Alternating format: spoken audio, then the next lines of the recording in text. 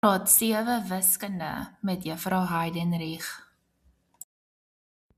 Ok, hierdie is enetjie om jou net te help bietjie met die desimale getalle. So, voor of aan die linkerkant van ons komma, kry ons gewone heelgetalle, ons 1, ons 10, ons 100 ensovoorts. Dan kry ons 'n komma, en dit word die desimale komma genoem. En dan na die komma, die eerste plekwaarde is nie enetjies nie. Ons is so lief om, of kinders is so lief om te dink hierdie is die waarde van die 10 ensovoorts, want aan hierdie kant begin ons met 1.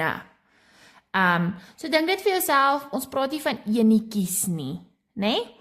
Ok, so hierdie plek is 10 dis, ek onthou, my nulletjie is 1 nulletjie, so hy is 1 plekkie aan die regterkant van my komma. Hier sal lê 100stes, hy 2 nulletjies, daarom lê hy eerste, maar tweede plekkie aan die regterkant van my desimale komma. En dan het ons natuurlik duisendstes, 1, 2, 3 plekkies na my desimale komma. Hierdie is breuke. Dis heelgetalle hier vooraan. Hierdie is gedeeltetjies, dis stukkies. Dit is nie 'n heel getal wat hier geskryf word nie. So, wat belangrik is hoe ons praat. Kom ons kyk gou hierso.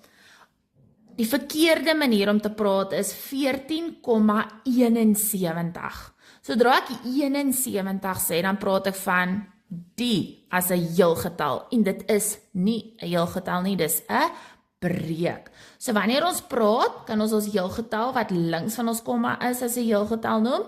En dan ons gedeeltetjies noem ons 1 vir 1. Byvoorbeeld, 14,71.